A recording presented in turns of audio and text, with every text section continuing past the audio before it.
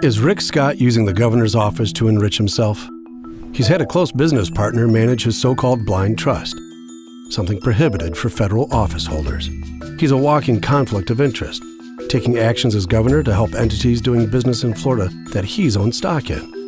One company he owned just sold for $825 million, but he won't tell us how much he personally made, hiding behind a secretive blind trust. Rick Scott, is he in it for Florida or himself?